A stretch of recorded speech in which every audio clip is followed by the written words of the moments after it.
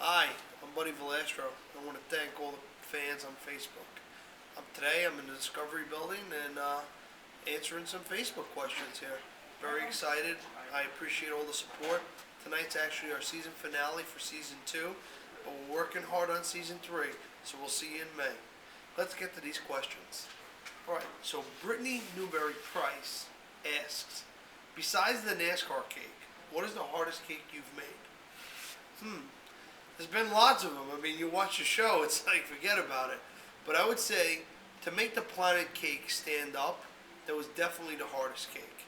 Or to make the robot move. One of those two were definitely the two hardest cakes that I had to do. Next question for Kathy Clark. What is your favorite cake to make? My favorite cake to make is wedding cakes. Old school. I like to do some details and make something look very beautiful. Do sugar flowers, do piping, some draping and stuff like that. That's really what I like to do. But any kind of cake decorating is my style. Next question, we have Amy Chitlin Chapman. What is your favorite flavor cake? My favorite cake to eat is my father's cream puff cake. I mean, it is to die for. But if I had to say, cake-wise, other than that, I would say maybe chocolate cake, chocolate mousse, chocolate ganache, fresh raspberries. Can't go wrong with that. Next question is Carrie Cummins Calabrese. What is the best way for a complete novice to learn cake decorating? Don't do it. No, just kidding. The best thing for you to do is to check out maybe some books about how to bake and how to cake decorate. Practice makes perfect. I'm a very good cake decorator because I've done it a lot of times. You can try to take classes or maybe ask a bakery to intern or do things like that on the side. The more you play with the mediums like fondant or modeling chocolate, the better you get. So practice makes perfect. Next question is Amy Tracy Solomons. How on earth do you smooth out fondant lines so that the seams are invisible? Tricks of the trade. You have to kill me to tell you. No, just kidding. Tell you the truth is, depending on what you're doing with fondant, you can smooth it out. Actually, modeling chocolate, you could smooth out the lines even better.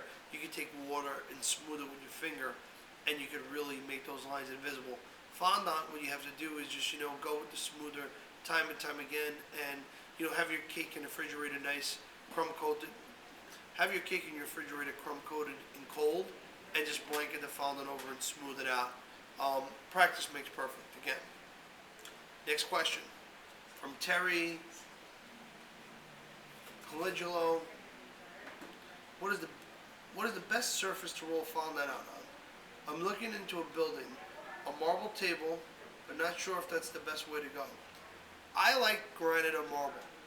The best thing to roll fondant out is to use a sheeter, to be honest with you, because fondant dries out. So if you don't have a sheeter, sometimes what you can do is add a little bit of Crisco or vegetable shortening on the dough instead of cornstarch, and use a rolling pin.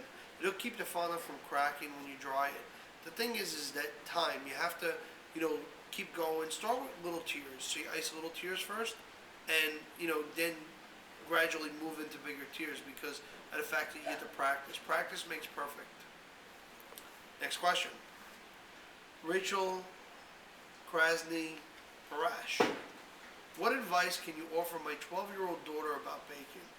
Well, baking is really fun, and if that's what she likes to do, I recommend you get her some different things to learn how to bake. Let her try some scratch baking. For weights and measurements, it's awesome. It's a fun learning experience. You and her could do things together, and that's what it's all about. It's about familia. It's about getting together with your kids, baking, cake decorating, having fun. If the cake doesn't come out so good, what are you gonna do? You eat it. It's not the worst thing in the world.